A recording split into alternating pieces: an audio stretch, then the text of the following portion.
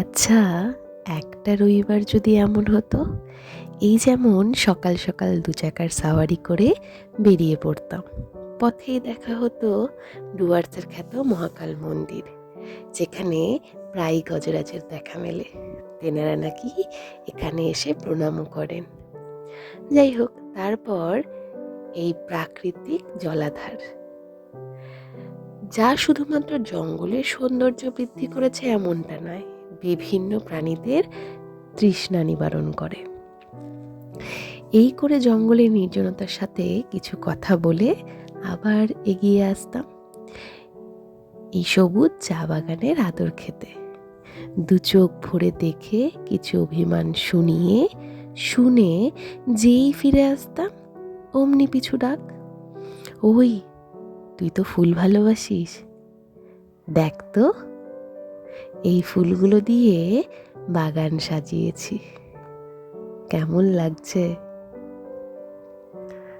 আমিও মান ভুলে বলতাম, বেশ লাগছে।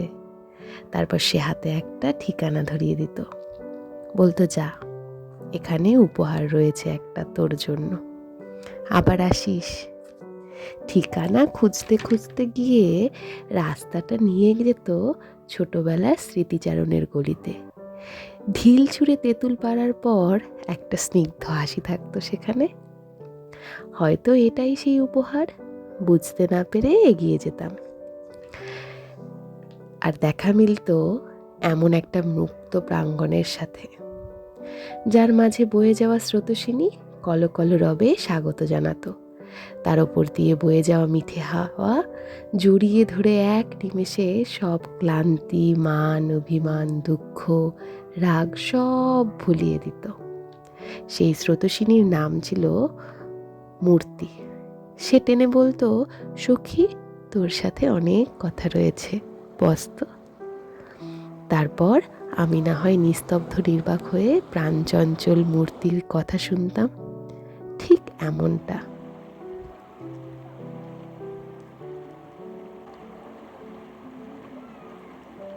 তার প্রতিটি কথা পজিটিভিটিতে পরিপূর্ণ থাকতো। কী কথা হতো সেটা না হয় গোপনীয় থাকতো। তারপর এক আকাশ পজিটিভিটি নিয়ে ফেরত আসার পালা। চিলাপাতার জঙ্গলে এই সন্ধ্যাতে না হয় ইনিই বলতো, মন খারাপ হলে আবার এসো। হঠাৎ করেই পেটটা বলতো, মন তো ঠিক করলি, আমি কি করলাম? ব্যাস, বিরিয়ানি দিয়ে তাকেও খুশি করতাম। দিন শেষে পড়ন্ত বেলার সূর্যকে বলতাম, তোমার আলোকবর্ষের খাতায় এই দিনটা লিখে রাখবে প্লিজ।